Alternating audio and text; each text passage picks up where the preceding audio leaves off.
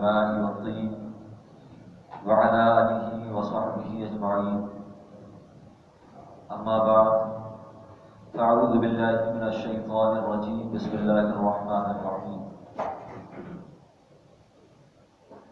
قال الله تبارك وتعالى في القرآن: إن الذين قالوا ربنا الله ثم استقاموا تتنزل عليهم الملائكة إلى آخر الآية. صدق الله مولانا العظيم وبلغنا رسوله النبي الأمين المتين الكريم ونحن على ذلك لمن الشاهدين والشاكرين والحمد لله رب العالمين. عرض و معروض سے بیشتر درود پاک پڑھیں. اللہم صلی علی سیدنا مولانا محمد وعلی آل سیدنا مولانا محمد وبارک وسلم. صلاۃ و سلام علیک یا رسول اللہ صلی اللہ تعالی علیہ وسلم. معزز سامعین، گزشتہ ہفتے میں نے عرض کیا تھا کہ ایمان اور عمل یہ دونوں ضروری ہیں. عمل کے بغیر ایمان کچھ نہیں، ایمان کے بغیر عمل کچھ نہیں. لیکن میں نے ساتھ میں یہ بھی سمجھایا کہ عمل نہیں ہے لیکن ایمان ہے تو نجات ہوئے گی، لیکن عمل نہ کرنے کی وجہ سے ایمان میں بھی خطرہ پڑ جاتا ہے. تو یہ بالکل نہ سوچیں کہ ہم تو ایمان والے ہیں، اب ہم نماز نہ بھی پڑھیں گے تو جنت میں چلے جائیں. ہم تو ایمان والے ہیں، کوڑے کی فاتحہ نہیں بھی کروائیں گے تو جنت میں چلے جائیں. ہم تو ایمان والے ہیں، ہم کبھی زندگی میں فاتحہ نہیں بھی کروائیں گے تو جنت میں چلے جائیں گے. ہم کبھی حج نہیں کریں گے تو جنت میں چلے جائیں گے. تو یہ اعمال ہیں، ایسا اگر آپ کہہ رہے ہیں تو آپ غلطی پر ہیں. غلطی پر اس طور پر ہے کہ یہ عمل ہی ہے، یہ عمل ہی وہ نعمت ہے اللہ کی جس کے سہارے سے ہمارا ایمان برقرار رہتا ہے، باقی رہتا ہے. تو دونوں ایک دوسرے کے لیے لازم و ضروری ہیں. بالکل کیسے؟ بالکل اس طرح سے جس طرح سے سائیکل کے دو پہیے دونوں چاہیے. ایک پہیے کی سائیکل میں آپ چلا سکتے ہو؟ نہیں چلا سکتے. دو پہیوں کا توازن ضروری ہے. دو پہیے ہوں گے تب آپ کی سائیکل چلے گی، تب آپ کی موٹر چلے گی. اسی طریقے سے آپ دیکھیں ٹرین دو پٹریوں کے توازن سے چلتی ہے. سمجھ رہے؟ ایک میں نہیں چلتی بلکہ دو میں چلتی ہے. اسی طریقے سے آپ دیکھیں کہ بس ہے، ٹرک ہے، یہ دو سمتوں کا جب ملاپ ہوتا ہے تب بس چلتی ہے. اس طریقے سے اسی طریقے سے اور بھی بہت ساری چیزیں ہیں. آپ اپنی زندگی میں غور کریں، آپ اپنے آپ کو دیکھیں تو آپ کو سمجھ میں آئے گا. آپ کو اللہ تبارک تعالیٰ نے جسم دیا ہے، اس کی خوبصورتی کے لیے ایک ہاتھ نہیں دیا اس کو، سمجھ رہے؟ دو ہاتھ دیا ہے. اسی طریقے سے آپ اپنے آپ کو دیکھیں، اللہ تبارک تعالیٰ نے آپ کو سر دیا ہے تو آپ کو اللہ نے ایک کان نہیں دیا ہے، دو کان دیا ہے. آپ اپنے آپ کو دیکھیں، اللہ تبارک تعالیٰ نے آپ کے حسن و جمال کو دوبارہ کرنے کے لیے آپ کے چہرے میں اس نے دو آنکھیں رکھی ہیں. دو آنکھیں رکھی ہیں، وہ ایک آنکھ بھی رکھ سکتا ہے. اس نے دو آنکھیں رکھی ہیں تاکہ آپ خوبصورت معلوم ہو. بالکل اسی طریقے سے آپ دیکھیں، دنیاوی اعتبار سے دیکھیں، بلب اسی وقت جلے گا جب دو فیس ہوگی. سمجھ رہے؟ دو تاروں کی ضرورت ہوگی، دو تاروں کی ضرورت ہوگی. بچپن سے لے کر آج تک آپ بلب جلا رہے ہیں، آپ کو کتنے تار چاہیے؟ دو تار چاہیے اپنے کمرے کو روشن کرنے کے لیے. تو بالکل اسی طریقے سے آپ کو اگر جنت میں جانا ہے تو آپ کو دو چیزیں چاہیے، ایک ایمان اور ایک عمل. اگر آپ کو معرفت خداوندی چاہیے تو آپ کو دو چیزیں چاہیے، ایمان اور عمل.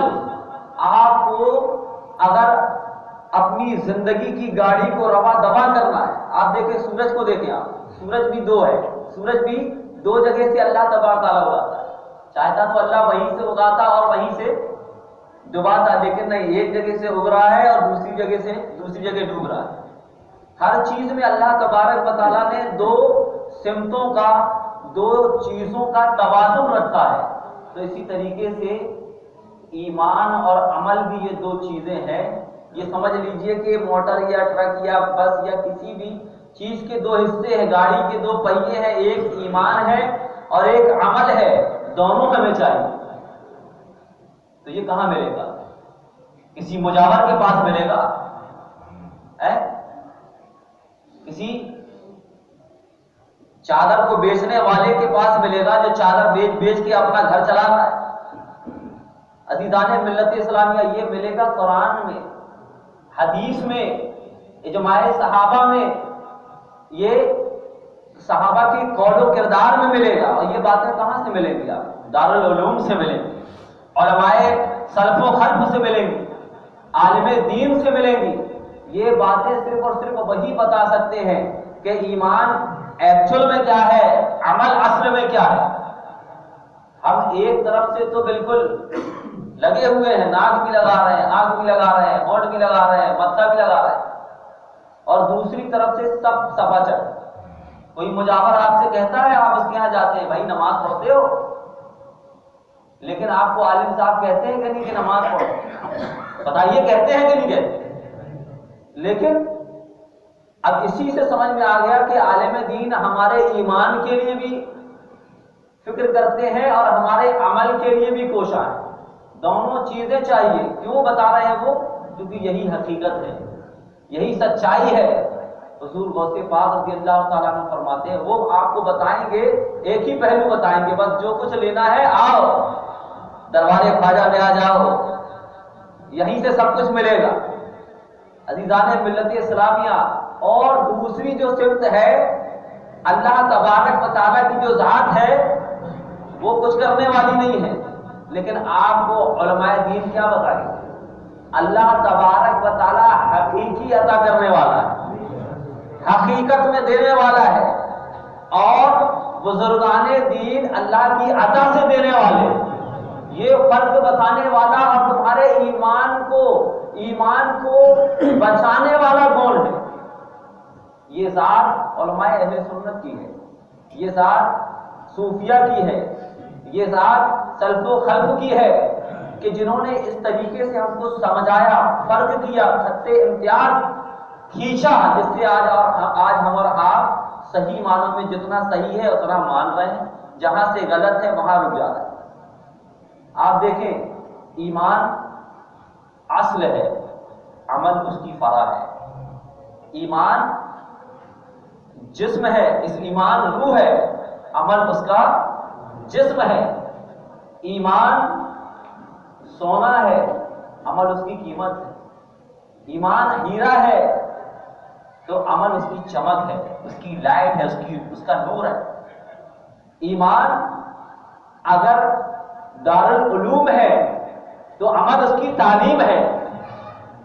ایمان اگر گھر ہے تو عمل اس کا گیٹ ہے، عمل اس کا در ہے، اس کا دروازہ ہے. ایمان اگر بنیاد ہے، جڑ ہے، تو عمل اس کی شاخیں ہیں، اس کے تنے ہیں، اس کے پتے ہیں. تو پتہ یہ چلا کہ ہمیں ایمان بھی چاہیے اور عمل بھی چاہیے، دونوں چیزیں چاہیے. لیکن اگر کوئی ایسا دربار ہو جہاں تمہیں عمل سے دور کر دیا جائے، کوئی اگر ایسی تنظیم ہو، ایسا آرگنائزیشن ہو جو آپ کو عمل سے بالکل کنارے کر دے، نہیں زکات دینے کی ضرورت نہیں ہے، چادر پیش کرو، بس زکات دینے کی ضرورت نہیں ہے، ڈیگ میں ڈال دو، چھوٹی ڈیگ میں ڈال دو پورا کا پورا. یہ جو لوگ آپ کو عمل سے دور کر دیں تو آپ یہ سمجھ لیجئے کہ آپ کے ایمان کے لیے وہ خطرہ ہے. ہمیں ایمان بھی چاہیے اور ہمیں عمل بھی چاہیے، دونوں چیزیں چاہیے. ہمیں نماز بھی چاہیے، ہمیں ایمان بھی چاہیے. ہمیں روزہ بھی چاہیے، ہمیں ایمان بھی چاہیے. ہمیں حج بھی چاہیے، ہمیں ایمان بھی چاہیے. ہمیں سرکار غریب نواز بھی چاہیے، ہمیں ایمان بھی چاہیے. ہمیں غوث اعظم بھی چاہیے، ایمان بھی چاہیے. حضور غوث پاک رضی اللہ تعالیٰ عنہ فرماتے ہیں لا فاعل فی الحقیقت ولا مؤثر الا اللہ، کہ حقیقت میں کام کرنے والا، حقیقت میں اثر پیدا کرنے والا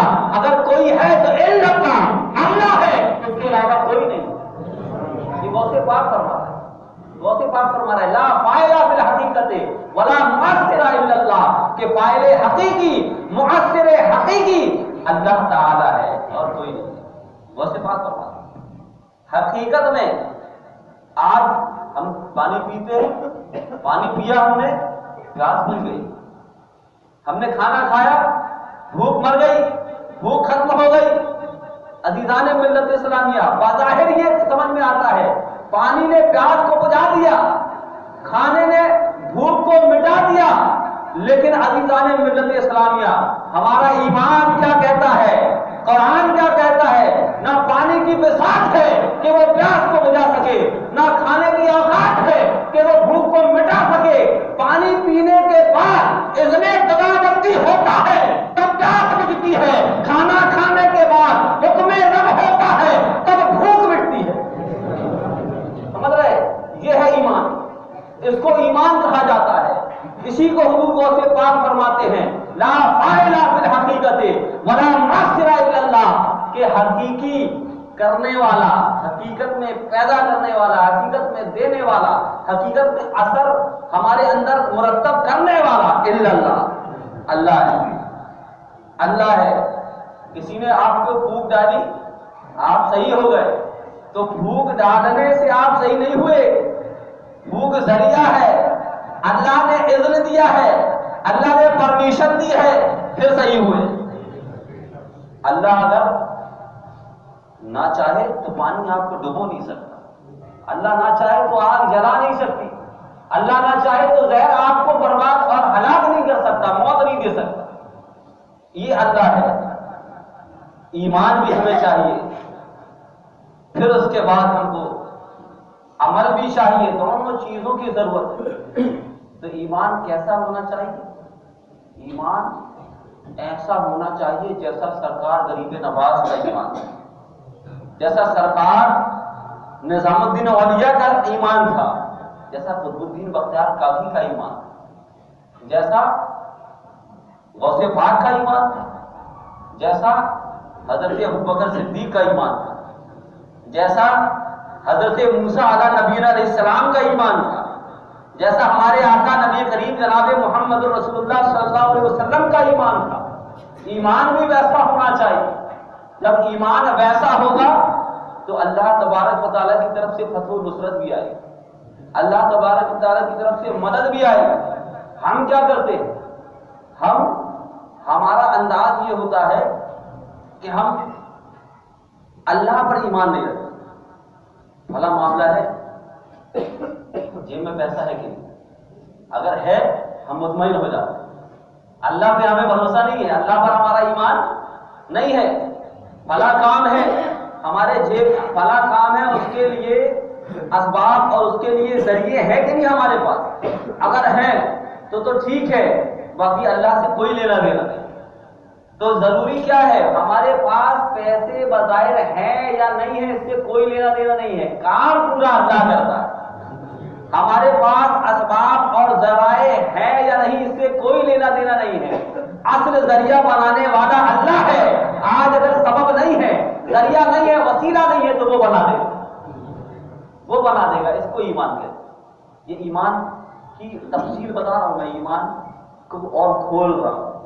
جو میں نے پچھلے ہفتے کہا تھا ان الذین آمنوا وعملوا الصالحات لہم جنات النعیم، کہ بے شک وہ جو ایمان لائے اور عمل کیے ان کو نعمت ملے گی جنت کی، ان کو ملے گی نعمت جنت کی۔ اب یہاں میں نے آج جو آیہ مبارکہ پڑھی اس میں اللہ کیا فرماتا ہے؟ ان الذین قالوا، بے شک وہ جنہوں نے کہا ربنا اللہ، ہمارا رب اللہ ہے۔ ان الذین قالوا، بے شک وہ، یہ سارے کے سارے بولنے والے، ان الذین قالوا، بے شک وہ جن لوگوں نے کہا ربنا اللہ، ہمارا رب اللہ ہے، تتنزل علیہم الملائکہ ثم استقاموا، پھر اس بولنے ثم استقاموا، جب ان لوگوں نے کہا کہ ہمارا رب اللہ ہے اور پھر اس پر قائم بھی رہے، ایسا نہیں کہ بس ایک بار بول دیا ہمارا رب اللہ ہے اور پھر اللہ کے آرڈر کے خلاف کوئی کام کر لیے تو اب پھر تم اللہ کے ماننے والے کہلاؤ گے ہی نہیں۔ اللہ نے فرمایا وہ لوگ جن لوگوں نے کہا ہمارا رب اللہ ہے ثم استقاموا، پھر اس پر قائم رہے، تتنزل علیہم الملائکہ، ان پر فرشتے نازل ہوتے، ایسے لوگوں پر فرشتے اترا کرتے۔ تفسیر میں آتا ہے کہ جو ایسا ہو، کیسا؟ اللہ پر جو یہ کہے کہ ہمارا رب اللہ ہے اور پھر اس پر قائم رہے۔ اس پر قائم کا مطلب یہ ہے کہ اللہ کے ساتھ کسی کو شریک نہ ٹھہرائے، یہ قائم ہو، اس پر قائم ہونے کا مطلب کہ ہم اللہ کو اپنا رب مانتے ہیں، ربنا اللہ، ہمارا رب اللہ ہے۔ جیسے ہم قبر میں کہیں گے من ربک، ربی اللہ، کیا کہیں گے؟ من ربک، جواب دیں گے ربی اللہ، میرا رب اللہ ہے۔ اور ربنا، نا مانے ہمارا، ہم سب کا، بہو وچن ہے، وی ڈبلیو ای وی جیسے ہوتا ہے، اور ربنا اللہ، ہمارا رب اللہ ہے۔ پھر اس پر قائم رہنے کا مطلب کیا ہے؟ اس پر قائم رہنے کا مطلب یہ ہے کہ ہم اللہ کے ساتھ کسی کو شریک نہ رہنا، یہ حضرت ابوبکر صدیق نے فرمایا۔ پھر اس پر قائم رہنے کا مطلب کیا ہے؟ حضرت عمر فاروق فرماتے ہیں کہ امر و نہی پر قائم رہنا۔ حضرت عثمان غنی رضی اللہ تعالیٰ عنہ کیا فرماتے ہیں؟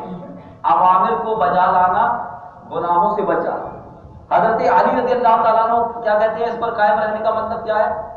فرائض کو ان کی جگہوں پر ادا کرنا، فرض کو ان کی جگہ پر ادا کرنا۔ اب سب سے زیادہ حضرت علی کیا فرماتے ہیں؟ فرض کو ان کی جگہ پر ادا کرنا۔ اور سب سے زیادہ علی علی کرنے والے ہی دیکھو آپ کو، ان کو نماز پڑھنے میں بڑا ٹینشن ہوتا ہے، سمجھ رہے؟ حضرت علی کیا فرما رہے ہیں؟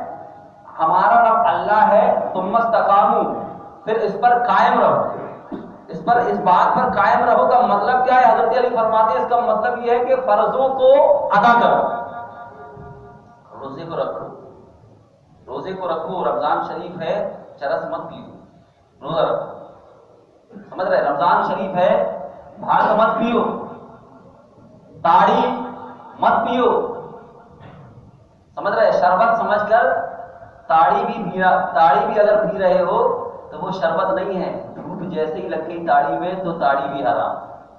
تاڑی سمجھتے ہو آپ؟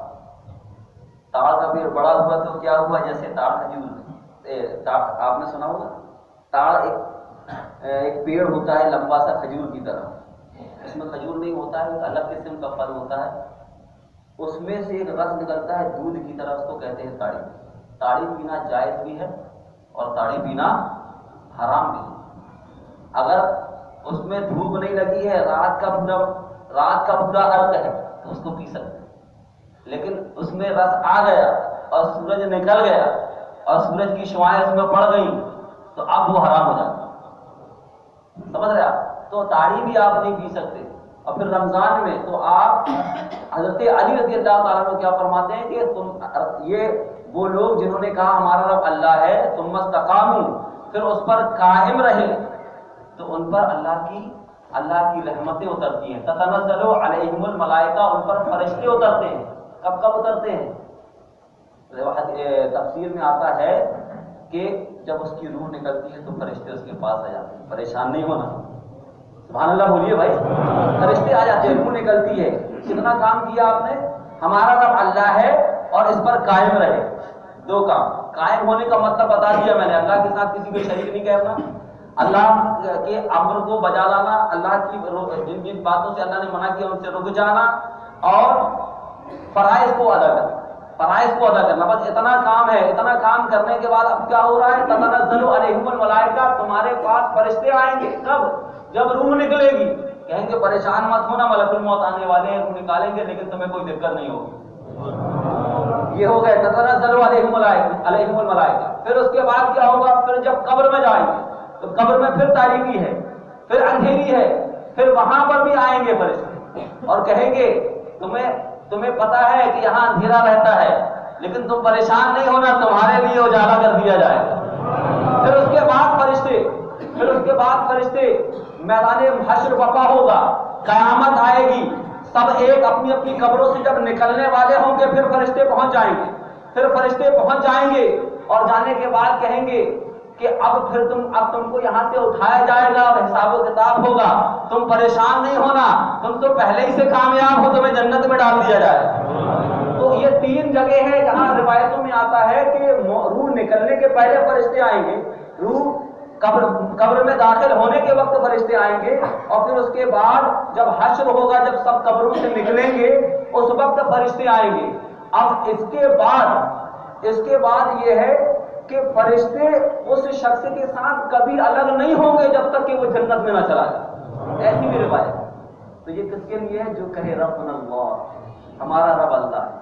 تو ہمارا رب اللہ ہے تو ہمیں شرک نہیں کرنا ہے، ہمیں کسی دوسرے کو اللہ نہیں بنانا ہے، ہمیں کسی اور کی پوجا نہیں کرنا ہے۔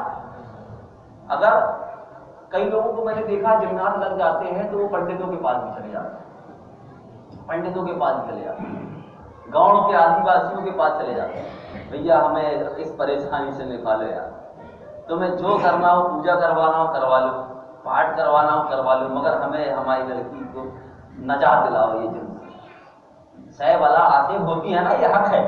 جنات کسی کے اوپر، کسی کے دماغ کو کنٹرول کر لے، اپنے قابو میں کر لے، یہ حق ہے، اس میں کوئی دقت نہیں، ہو سکتا ہے۔ لیکن آدمی 24 گھنٹے میں سوچتا ہے ہم صحیح ہو جائیں، 10 دن میں بھی ہو سکتے ہو صحیح، 1 سال میں بھی صحیح ہو سکتے ہو، 20 سال میں بھی صحیح ہو سکتے ہو۔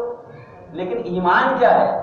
ربنا اللہ، ہمارا رب اللہ ہے، تو اسی کے قرآن سے ہی وہ صحیح ہوگا، ہم اور کہیں نہیں جائیں گے۔ کیوں؟ ہمارا رب اللہ ہے، ہم کوئی بھی شرک والے کام نہیں کریں گے، ہم اللہ کے ساتھ کسی کو نہیں شریک کریں گے، ہم اللہ سے مدد حاصل کریں گے، اللہ تبارک و تعالی ہماری مدد کرے گا۔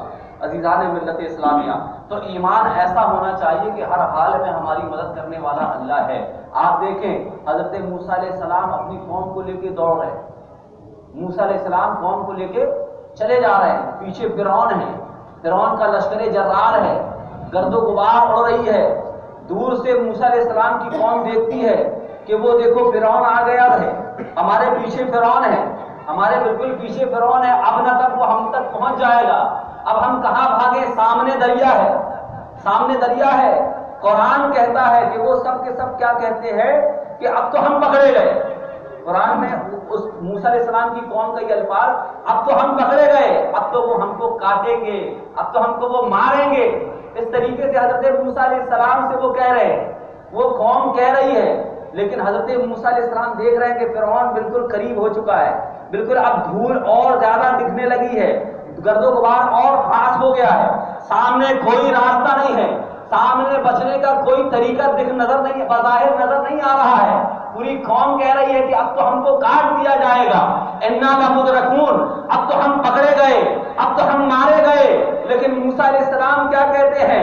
سامنے سمندر ہے، اس طرف بہت دور تک سمندر ہے، اس طرف بہت دور تک سمندر ہے، کوئی راستہ نہیں ہے۔ لیکن ایمان موسیٰ علیہ نبی علیہ السلام دیکھو، قرآن کہتا ہے کہ جہاں کوئی راستہ نہیں ہے، پیچھے فرعون کا لشکر جرار ہے، لیکن حضرت موسیٰ علیہ السلام کہتے ہیں اے قوم چپ ہو جا، کلا انا معی ربی سیہدین، سامنے سمندر ہے تو کیا کیا، میرا رب مجھے راستہ عطا فرمائے گا، مجھے میرا رب راستہ عطا فرمائے گا۔ کوئی راستہ نہیں تھا، 12 راستے بن گئے، 12 راستے بن گئے، سمندر میں ایسی دیواریں کھڑی ہو گئی، پورا قرآن میں واقعہ ہے، 12 راستے بن گئے، کوئی راستہ نہیں ہے۔ آج دیکھیں، آج ہماری زندگی میں نہ جانے ایسے کئی موڑ آتے ہیں جس کے بعد ہمیں ایسا لگتا ہے کہ اب ہم کیا کریں گے، اب ہم کہاں جائیں گے، اب ہم کس کو پکاریں گے، اب ہمارا پرسان حال کون ہوگا۔ لیکن ہم چپ چاپ سے اپنے رب سے بھی لو لگائے رہتے ہیں، سائڈ سے اللہ سے بھی باتیں کرتے رہتے ہیں، کیونکہ ہمیں معلوم ہے، ہمارا ایمان کہتا ہے کہ یہ جو ذریعے ہیں، یہ جو اسباب ہیں، یہ دنیا یہ دنیا اسباب کی جگہ ہے، اسباب ہے، ہمارا من یہاں پر مضبوطی سے نہیں لگتا، ہمارا کنیکشن رب سے جڑا رہتا ہے۔ وہی رب ہے جو ہم کو کئی ایسی آپات کالین استھتی میں ہمیں نجات دیتا ہے، ہمیں ڈوبنے سے بچاتا ہے، ہمیں تلاتم سے کنارے پر لگاتا ہے، تلاتم سے نکال کر ہمیں کنارے تک پہنچاتا ہے۔ یہ وہی ایمان ہے۔ ایسا ایمان ہمیں چاہیے، ہمارے پاس ایمان ہونا چاہیے۔ راستہ اللہ بناتا ہے، بنایا کہ نہیں بنایا؟ حضرت موسیٰ علیہ السلام ایمان، آج بھی ہو جو براہیم سا ایمان پیدا آپ کر سکتی ہے، اندازے گلستہ پیدا آج بھی ہو، آپ کے پاس کچھ نہیں ہے، آج بھی ایمان ہے تو راستے خود بخود ہموار ہوں گے۔ آپ کوئی بھی مشن آپ اٹھاتے ہیں، اگر آپ کو اللہ پر بھروسہ ہے, اللہ پر ایمان ہے, تو یقیناً اللہ تبارک تعالیٰ آپ کو کامیاب کرے گا. آپ دیکھیں حضرت ابوبکر صدیق رضی اللہ تعالیٰ عنہ, حضرت ابوبکر صدیق کون سے خلیفہ ہیں؟ پہلے خلیفہ ہیں. حضرت ابوبکر صدیق رضی اللہ تعالیٰ عنہ آپ کے بارے میں فرماتے ہیں کہ ثانی اسلام غار اور ثانی اسلام, ثانی غار, ثانی بدر اور ثانی قبر آپ کے بارے میں فرمایا گیا. کیا ہے آپ؟ ثانی اسلام, ثانی غار, ثانی بدر اور ثانی قبر آپ ہیں حضرت ابوبکر صدیق رضی اللہ تعالیٰ عنہ.